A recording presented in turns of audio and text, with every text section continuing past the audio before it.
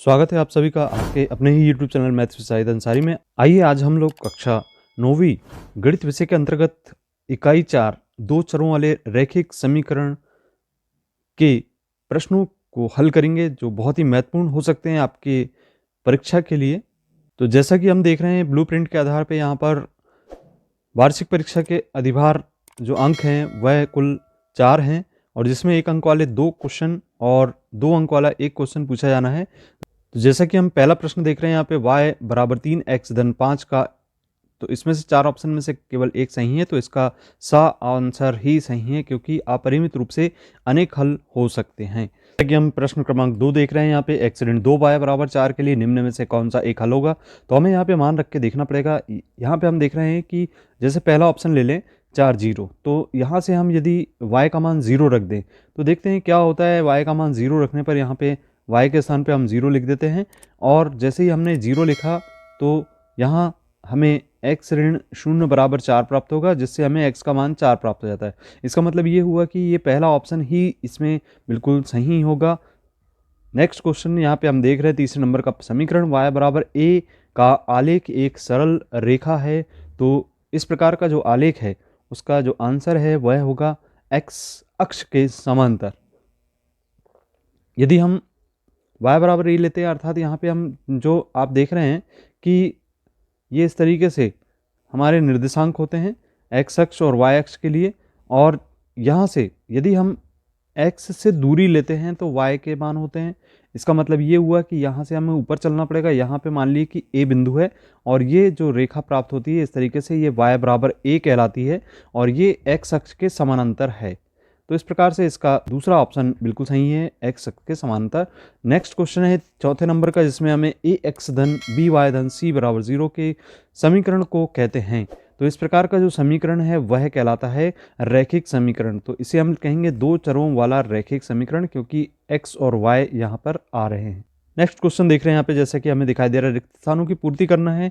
तो दो चरों वाले रैखिक समीकरण के आलेख एक, तो इसका जो आंसर है वह है सरल रेखा होता है। दूसरा क्वेश्चन है समीकरण x बराबर a का आलेख y अक्ष के खाली स्थान एक सरल रेखा होता है। तो यहाँ पे हम लिखेंगे समांतर। अब अगला प्रश्न है x बराबर 0 खाली स्थान का समीकरण है, तो यह है y अक्ष का समीकरण। नेक्स्ट क्वेश्चन जिसमें हम देख रहे हैं सत्य एवं असत्य लिखना है। पहला प्रश्न है y बराबर 0 x अक्ष का समीकरण होता है, तो यह कथन बिल्कुल सत्य है। इसी प्रकार से y बराबर mx का प्रकार का जो समीकरण मूल बिंदु से होकर जाने वाले एक रेखा को निरूपित करता है, तो यह बिल्कुल कथन सत्य है। अगला प्रश्न जैसा कि हम देख रहे हैं तीसरे नंबर का, दो चरों वाले रैखिक समीकरण के आलेख पर स्थित कोई बिंदु रैखिक समीकरण का कोई हल नहीं होता है, तो यह कथन बिल्कुल असत्य होगा। चौथा क्वेश्चन है रैखिक समीकरण का प्रत्येक हल रैखिक समीकरण के आलेख पर स्थित एक बिंदु होता है, तो यह कथन भी सत्य है। अब चलिए इसके बाद प्रश्न क्रमांक 5वां सरल करते हैं, जिसमें हम देख रहे हैं कि यहाँ पे के किस मान के लिए x बराबर 2 और y बराबर 1 समीकरण का एक हल है। तो जो समीकरण ज्ञात है हमें 2x धन 3y बराबर k, इसमें हमें x और y के क्रमशः मान रख दें, तो x का मान 2 रखेंगे और y का मान हम यहाँ पे 1 रखेंगे। तो इससे हमें k का मान मिल जाता है 2 दूनी 4 धन 3 बराबर k, अर्थात यहाँ से हमें k का जो मान है वह प्राप्त होता है 7 के बराबर। अब नेक्स्ट क्वेश्चन है जिसमें 6वें नंबर का प्रश्न देख रहे हैं, यदि बिंदु 3 5 समीकरण 3y बराबर ax धन 7 के आलेख पर स्थित है, तो a का मान होगा। यहाँ पे जो बिंदु हमें ज्ञात है इस समीकरण में हम रख देते हैं, तो y के स्थान पे हम 4 लिखेंगे और x के स्थान पे हम लिखेंगे 3, और इसी तरीके से इसको हम आगे लिख देते हैं धन 7 के रूप में। 4 तिया 12 होगा और यहाँ पे 3a धन 7 होगा। अब 7 का पक्षांतर कर दें तो 12 ऋण 7 बराबर 3a होगा, और इस तरीके से 12 में से 7 घटाएंगे तो 5 प्राप्त होता है। 5 बराबर 3a, तो a बराबर यहाँ से 5 के बटे में 3 का पक्षांतर कर देंगे तो a का मान 5/3 प्राप्त हो जाता है। नेक्स्ट क्वेश्चन 7वें नंबर का, बिंदु 2 14 से होकर जाने वाले एक समीकरण को लिखना है। तो बहुत सारे समीकरण लिखे जा सकते हैं, जैसे कि यहाँ पे हम एक समीकरण लिख देते हैं x धन y बराबर, यहाँ पे हम लिख सकते हैं 16। चलिए प्रश्न क्रमांक 8 हम सरल करते हैं। जैसा कि हम देख रहे हैं f बराबर 9/5 c धन 32, तो यहाँ पे c का मान रखना है और ये समीकरण हमें ज्ञात है f बराबर 9/5 और c का मान जैसे ही हम 30 लिखते हैं तो इसका सरल इस प्रकार से हल कर लेते हैं। 5 से ये कैंसिल हो जाता है 6 बार और 6 नाम 54 होगा और इस तरीके से 54 में हम 32 का योग कर देते हैं। 32 का योग करने पर हम देखते हैं 4 और 2 6 हो गया और 5 और 3 8 हो गया।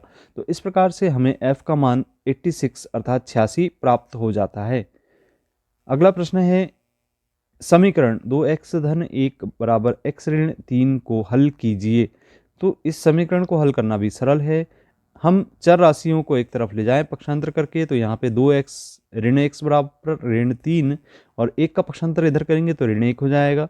2x में से 1x को हटाएंगे तो 1x प्राप्त हो जाएगा। ऋण 3 ऋण 1 बराबर ऋण 4 हमें प्राप्त हो जाता है। इस प्रकार से हम देखते हैं कि ये जो x का मान है वह ऋण 4 के बराबर होगा। 10वां क्वेश्चन है, यहाँ पर एक नोटबुक की कीमत एक कलम की कीमत से 2 गुनी है। इस कथन को निरूपित करने को चरों वाले रैखिक समीकरण लिखिए। सबसे पहले हम मान लेते हैं कि नोटबुक की कीमत x रुपए तथा कलम की कीमत y रुपए है। अब प्रश्न के अनुसार हम देखते हैं कि कलम की कीमत 2 गुनी है नोटबुक की कीमत से, तो x बराबर हम लिखेंगे 2y। इस तरीके से ये हमारा रैखिक समीकरण तैयार हो जाता है। तो आप x बराबर 2y भी लिख सकते हैं या पक्षांतर करके आप x ऋण 2y बराबर 0 भी लिख सकते हैं।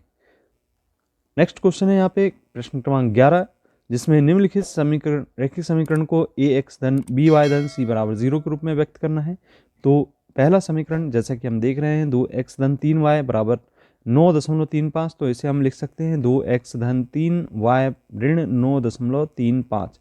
अब चलिए यहाँ से हम क्रम से मान लिख देते हैं ए बी सी का। तो a बराबर हम यदि तुलना करते हैं इस समीकरण से ax धन by धन c बराबर 0 से, तो a बराबर 2 यहाँ से हमें प्राप्त हो जाता है, b बराबर 3 प्राप्त हो जाता है और c बराबर ऋण 9.35 हमें मिल जाता है। दूसरा क्वेश्चन जैसा कि हम देख रहे हैं ऋण 2x धन 3y, तो इसे भी हम सरल कर लें, 6 का पक्षांतर कर ले तो ऋण 2x धन 3y ऋण 6 बराबर 0। अब तुलना कर लें इस समीकरण से, तो a का मान ऋण 2 और b का मान 3 और c का मान ऋण 6 हमें मिल जाता है। नेक्स्ट क्वेश्चन है जैसा कि हम देख रहे हैं x बराबर 3y, तो इसे हम लिख लेंगे x ऋण 3y बराबर 0। यहाँ पे जैसा कि हम तुलना करेंगे तो a का मान 1 मिल जाता है, b का मान ऋण 3 और c का मान 0 मिल जाता है। इसी तरीके से अगला प्रश्न है 3x धन 2 बराबर 0। इसकी तुलना करने पर a का मान 3 और b का मान 2 प्राप्त हो जाता है और c का मान यहाँ से 0 प्राप्त हो जाता है। तो बच्चों इस प्रकार से ये था प्रश्न बैंक, जिसमें अध्याय 4 को हमने आज सरल किया है। आप इस प्रकार से पूरे प्रश्न बैंक को सरल कर सकते हैं। इसी प्रकार के कंटेंट को देखने के लिए आप चैनल को यदि आपने अभी तक सब्सक्राइब नहीं किया तो सब्सक्राइब जरूर करें और अपने मित्रों को शेयर भी करें। मिलते हैं अगले वीडियो में। धन्यवाद।